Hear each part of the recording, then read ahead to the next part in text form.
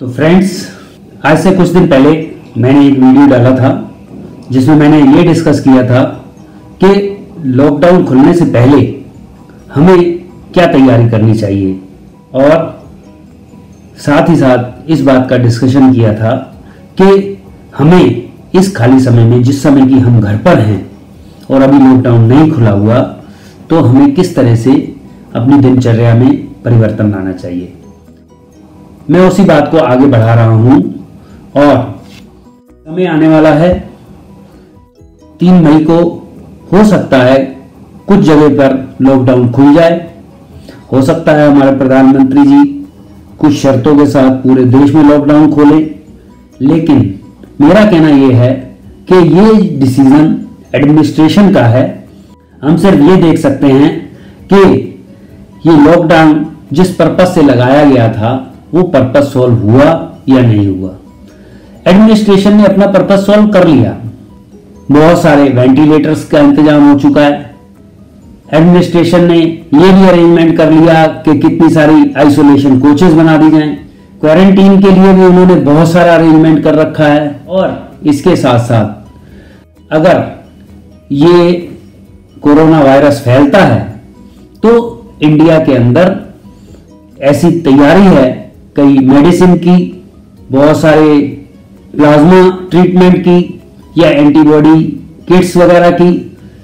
मेरे कहने का मतलब यह है कि गवर्नमेंट ने बहुत सारी चीजों की तैयारी की है, और साथ के साथ वो ये भी आश्वस्त हो रहे हैं कि अगर किसी भी तरह से हम इसको जल्दी से जल्दी इंडिया से बाहर कर पाए और 100% इससे मुक्ति पा पाए तो बहुत ज्यादा अच्छा होगा।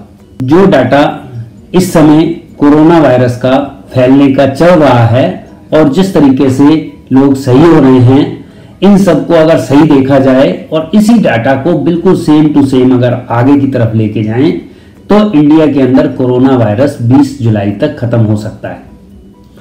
लेकिन ये सिर्फ डाटा बेस्ड बात है, इसलिए सबसे पहला जरूरी यह है कि हम घर पर बैठे हुए किस तरीके से अपने आप को इस महामारी से बचने के लिए और इस महामारी से लड़ने के लिए हम घर पर बैठे हुए कौन कौन सी तैयारियां करें, जिसमें सबसे पहली तैयारी है मास्क की।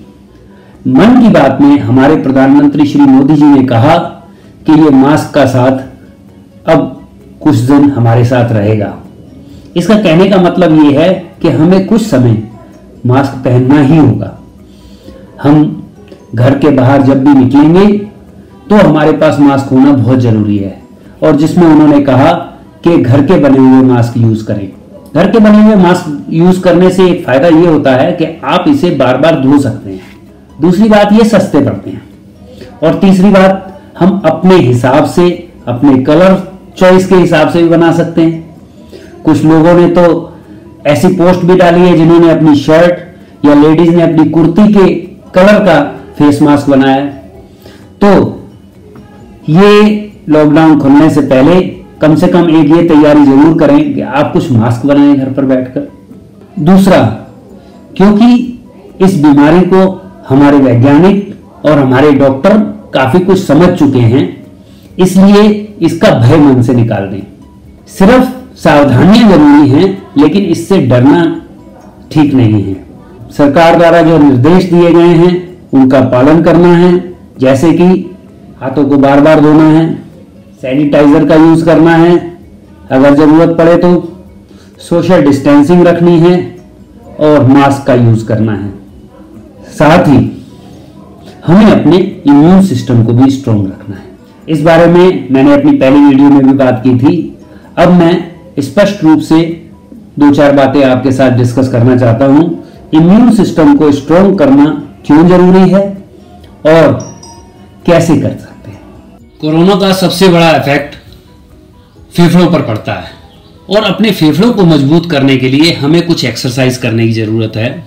इसके बारे में आप बहुत सारी वीडियो YouTube पर भी देख सकते हैं, लेकिन इसकी सबसे आसान एक्सरसाइज है, आप लंबी सांस खींचें, थोड़ी देर रोकें और फिर उसे छोड़ें, और इस एक्सरसाइज को दिन में बहुत बार करें। इस समय हमारे देश की हवा भी शुद्ध हो चुकी है, तो हम इसका फायदा ले सकते हैं। अगर आप घर पर हैं तो आप उल्टे मुंह लेटकर अगर ऐसे लंबी सांस खींचेंगे तो फेफड़ों पर और ज्यादा असर पड़ेगा। इसके अतिरिक्त आप एक्सरसाइज करें, घर पर बैठकर योगा करें, घर पर ही तकरीबन 45 मिनट की वॉक करें। हार्ट और ब्लड प्रेशर के पेशेंट्स के लिए भी ये बहुत जरूरी है कि वो अपना इम्यून सिस्टम सही रखें, अपना खान पान ठीक करें। जो लोग कर सकते हैं वो घर पर नृत्य आदि करें। कम से कम 45 मिनट की एक्सरसाइज, फिजिकल एक्सरसाइज बहुत जरूरी है। अच्छी मात्रा में पानी पिए, दूध पिए, तुलसी इत्यादि का काढ़ा लें। हार्वर्ड यूनिवर्सिटी ने एक रिसर्च में कहा है कि कच्चा लहसुन, अदरक, काली मिर्च को शहद के साथ लेने से एंटीवायरल इफेक्ट होता है, तो आप ये भी ले सकते हैं। 3-4 बार पानी की भाप लें, स्वास्थ्यवर्धक पदार्थ खाएं, सूप पिए, विटामिन सी युक्त पदार्थ लें। अगर च्यवनप्राश अवेलेबल हो तो च्यवनप्राश लें। मेरे कहने का मतलब यह है कि अभी हमें समय मिला हुआ है। लॉकडाउन के खुलने के बाद इन्फेक्शन के चांसेस बढ़ सकते हैं, इसलिए हमें भी अपनी तैयारी पूरी रखनी चाहिए। अभी भी समय है। मेरा आप सबसे अनुरोध है कि अपनी इम्यूनिटी को बढ़ाने के लिए, रोग शोधन क्षमता को बढ़ाने के लिए आज से, अभी से रोज कुछ ना कुछ करें। शहद, अदरक, हल्दी, coconut oil, garlic, vitamin C, ऐसी चीजों का उपयोग ज्यादा करें। तो अंत में मैं सिर्फ यही कहना चाहूंगा कि ये जो कुछ समय हमें मिला हुआ है, इसका उपयोग अपने स्वास्थ्य को, अपने मन को अच्छा करने के लिए और कोरोना से लड़ने के लिए, अपने आप को तैयार करने के लिए कुछ एफर्ट कर सकते हैं। और ये जरूर करने चाहिए, क्योंकि हमारे प्रधानमंत्री जी ने अपने मन की बात में ये कहा है कि अभी कोरोना का साथ हमारे साथ और हो सकता है। तो क्यों ना हम अच्छे मन से, पूरी तैयारी के साथ इसके साथ लड़ें।